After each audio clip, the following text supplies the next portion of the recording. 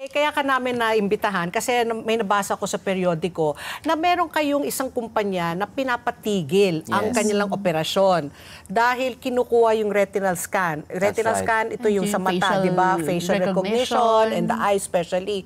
So maybe you can tell us the story, what is the story behind this company that you're asking them to stop operating? Okay, Ms. Pat Pino, simulan po natin. Yung kumpanya po to, ito ay yung Tools for Humanity. It's an American company, no? Meron silang local operator dito. Ngayon, tatlong aspeto po yan. Meron kang ida-download yung World App, magsa-sign up ka doon, tapos magpapa-verify ka, pupunta ka sa isa sa mga locations nila. Sa verification location na yun, merong tinatawag na The Orb. Para siyang mata na tatayo ka doon, isa-scan yung iris mo, tapos yung mukha mo. Pagkatapos mo ma-verify, ikaw naman ay makakatanggap ng cryptocurrency. At yung cryptocurrency na yon sa WorldCoin, tinatawag nilang WorldCoin, pwede pong i-convert into cash. So, iyon po ang kanilang parang business model, no? So, ang NPC po, dahil ang iris scan po ng isang tao at mukha ay isa pong personal na impormasyon. Sa batas po natin, pag kayo po ay nagproseso ng personal na impormasyon, kailangan may basihan.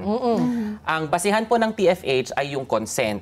So, balit sa ilalim ng batas, para po maging valid yung consent, kailangan po ito ay specific, meaning to say, alam mo yung kinokonsent mo, freely given po ito dapat at complete indication of the will. Yung freely given po, kailangan wala po tayong undue influence.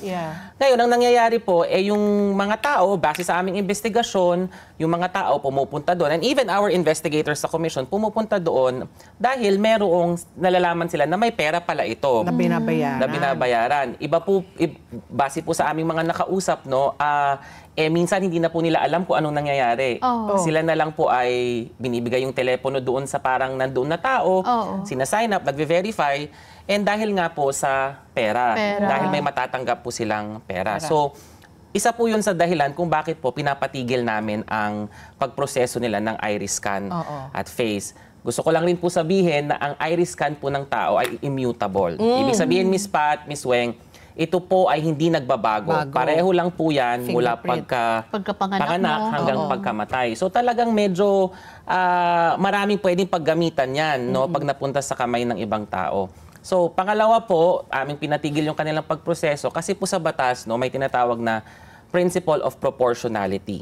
Ibig sabihin, yung gagamitin mong means para maabot yung purpose mo, dapat least intrusive siya. Meaning to say, hindi masyadong makaka-apekto sa privacy ng tao, sa personal na data.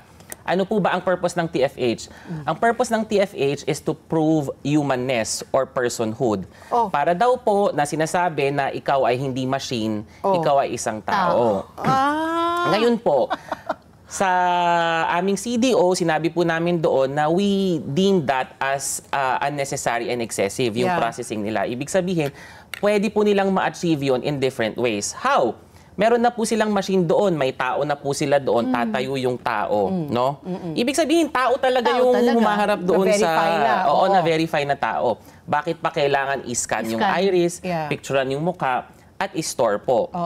At pangatlong aspeto po yun, sinasabi po nila na wala po silang ini-store na iris scan at picture ng mukha ng tao, no? Sinasabi po nila doon sa orb, wala daw po silang ini-store. Dinidelete daw po nila yon within 12 seconds. But Miss Weng, Miss Pat, we ask, give us proof na talagang dinidelete nyo yan ng 12 seconds. Wala po silang ipinrovide.